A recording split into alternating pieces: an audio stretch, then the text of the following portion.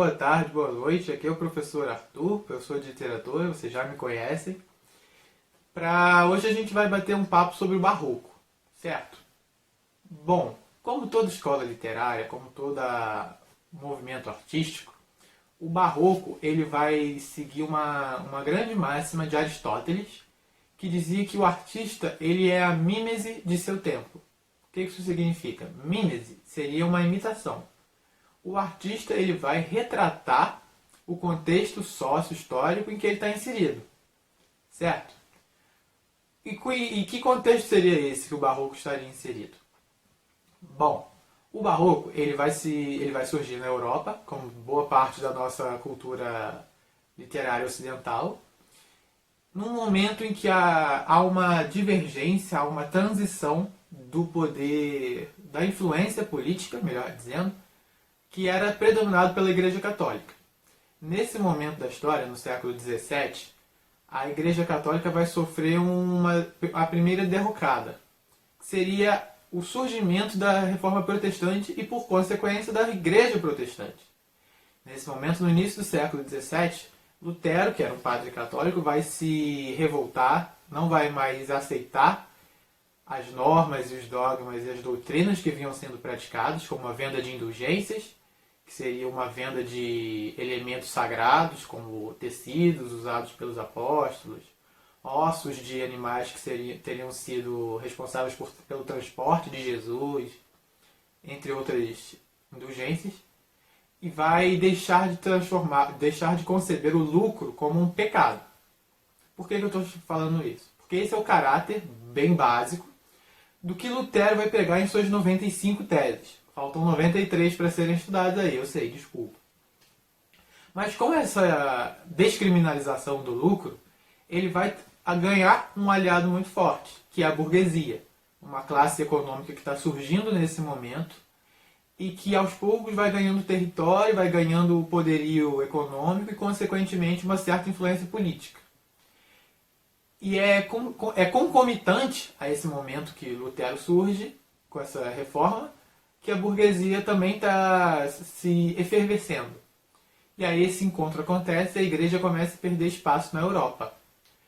Para tentar se reaver, se recuperar e recobrar os fiéis, não somente na Europa, a Igreja Católica lança a Contra-Reforma Católica, acho que em 1641, se não me engano. Com esse movimento, eles buscam reaver um número bastante grande de fiéis, basicamente uma hegemonia, e buscam também espalhar pelo mundo, através das navegações, a palavra que a Igreja Católica pregava, os dogmas, as doutrinas que a Igreja Católica mantinha como rígidos. E nesse momento a gente parte para um contexto mais Brasil. Neste momento, no século XVII, o Brasil está vivendo o boom da economia açucareira. Já havia superado o pau-brasil, já estávamos no nosso segundo momento de grande exportação, que seria o da cana-de-açúcar. O Brasil está também começando a ver nascer uma certa burguesia, e essa burguesia tem como principal característica, para a gente que vai estudar o Barroco agora, o enriquecimento quase que repentino de certos latifundiários, de certos fazendeiros e governadores, que mandam seus filhos para estudar na Europa. Falei de Brasil e voltei para a Europa, né? Por quê? Porque esses filhos desses latifundiários, desses poderosos brasileiros, vão à Europa, sobretudo a Portugal, por ter uma questão idiomática bastante facilitada, estudam, iniciam seus estudos, formam-se na Europa e regressam ao Brasil. Mas eles, obviamente, não regressam da mesma forma que eles foram. Eles trazem consigo influências, trazem consigo informações, valores, morais e, de certa forma, alguns modelos artísticos que eles reconhecem, que eles são perpassados na Europa. Aí, nesse momento, a gente tem que começar a olhar o Barroco não só como um momento histórico, mas agora sim como um movimento literário. E como que a gente vai estudar sem saber o que significa Barroco? Barroco parece vir do barro, correto? Até pode ser, não está de todo errado. Mas uma das versões mais aceitas, uma vez que a origem desse nome é bastante controversa, é de que representaria uma superfície irregular, uma pérola que também é irregular. Que hora está plana, hora está lisa e hora está rugosa, está com poros, bastante. É algo bastante oposto, se vocês pararem para perceber. Assim como o barro, que hora pode ser mole, hora pode ser firme, como aquele maravilhoso filtro de barro que todo mundo deve ter um em casa. Bom, além de caracterizar e definir o que seria o barroco, a gente tem que entender que esse momento de transição ele vai ser demarcado também na arte. O barroco ele vai refletir em todas as 6 artes até então. Não vai refletir no cinema porque ainda não havia cinema, mas posteriormente ele vai ser retratado também. Na literatura, a gente tem que ter em mente basicamente uma tônica que é a oposição. O momento do barroco é um momento de oposições, de dualidades, de coexistências de diferentes, de opostos, e alguns conceitos, que são eles: o carpe diem, o cultismo e o conceptismo. De certa forma, cultismo e conceptismo vão representar uma primeira dualidade que a gente vai ver no barroco. Enquanto o cultismo seria um culto à forma, com um rebuscamento formal, um rebuscamento de vocabulário, um rebuscamento de ideias, de temas, coisas bastante sofisticadas, o conceptismo vai buscar um rebuscamento de raciocínio. Vai buscar ideias mais complexas, parábolas mais profundas, referências mais filosóficas para a vida desses autores que serão retratos de sua sociedade. Enquanto o cultismo preza pela forma, pelo jeito de falar, o conceptismo vai transformar o que está sendo dito. Não mais ser direto ao ponto, não mais ser cru, no sentido mais analógico, mas de trazer consigo uma visão muito mais complexibilizada de raciocínios. Trazer um rebuscamento de ideias.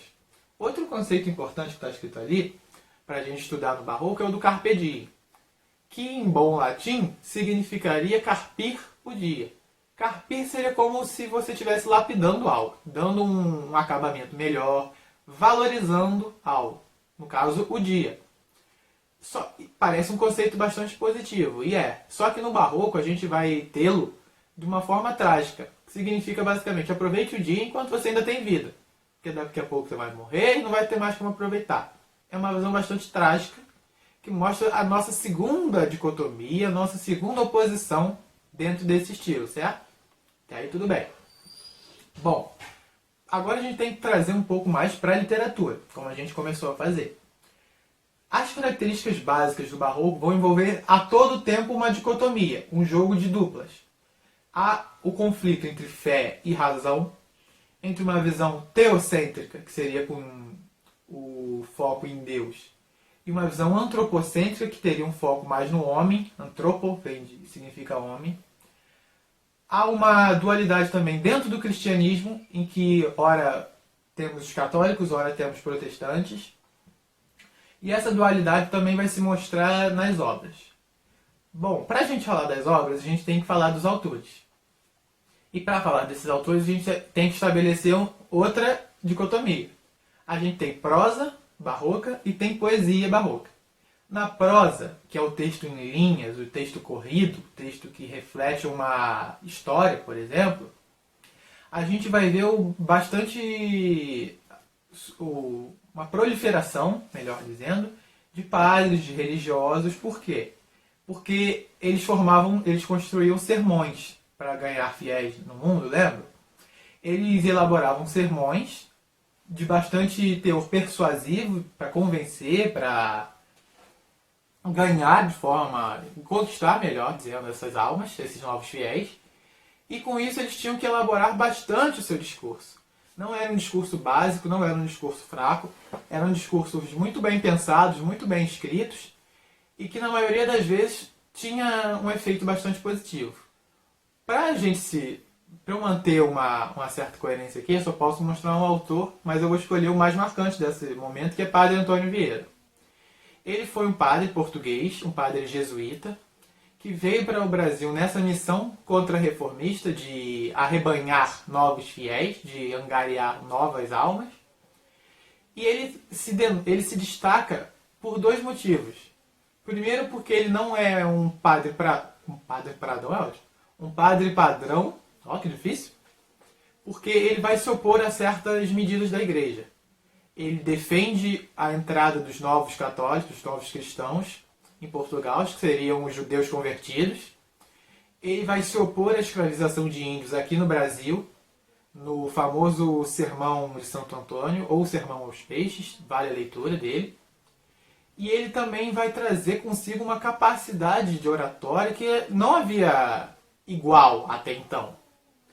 Ele se notabiliza pela forma com que ele consegue transformar o discurso bíblico em um discurso dele, com metáforas que ele construía, com analogias bastante precisas e profundas, e ele também não vai se ater somente a falar com os fiéis. Num dos mais famosos sermões de Padre Antônio Vieira, que se chama Sermão da Sexagésima, que vocês podem encontrar ele aqui na apostila do curso, no módulo 2, ele vai falar justamente de uma tríade que vai ser responsável pela difusão da palavra, que seria Deus, o pregador e o ouvinte. Sem um desses três elementos, ele não consegue espalhar a palavra cristã, a palavra católica. E ele também vai versar sobre como que pode haver falhas. Ele diz que não vai haver falha de Deus, mas que pode haver falhas do pregador e do ouvinte. Que há ouvintes que são como pedras e há ouvintes que são como espinhos. E também cabe ao pregador tomar as decisões, encontrar os caminhos para que a palavra chegue e frutifique, que faça efeito nesses ouvintes difíceis, que seriam os ouvintes pedra e os ouvintes espinhos. Para a gente entrar em mais detalhes, eu gostaria muito que vocês pudessem ler a obra e vir comentar comigo depois. Mesmo se não entender, vem falar, pô, li, não entendi. Sintam-se à vontade para isso, eu vou ficar aguardando aqui. Bom, agora que a gente já falou da prosa, a gente tem que ir para a poesia. E o maior nome do barroco brasileiro, e também por consequência da nossa poesia barroca, é justamente Gregório de Matos. Por mais que o barroco tenha surgido no início do século XVII, com a obra Prosopopeia, do Bento Teixeira, vai ser no século XVIII que vai ter sua maior produção.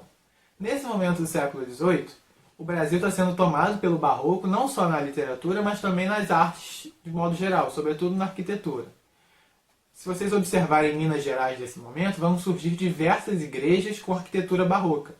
Só pesquisar no Google, igreja, Minas, barroco, ok, vai dar certo. Na região de Ouro Preto, de Mariana, vocês vão encontrar bastante, naquela época Vila Rica, né?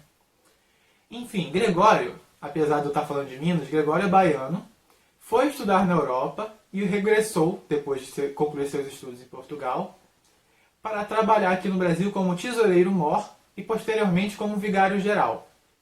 Ele era filho de um importante fazendeiro baiano, ele bateu boca com o governador da Bahia, o Braço de Prata, todo mundo tinha um apelido maneiro naquela época. E ele também vai se notabilizar pela irreverência. Além de bater boca com todo mundo, de criticar a todos, e ficar conhecido como Boca do Inferno, por conta das sátiras que ele produzia, ele também vai se notabilizar por quando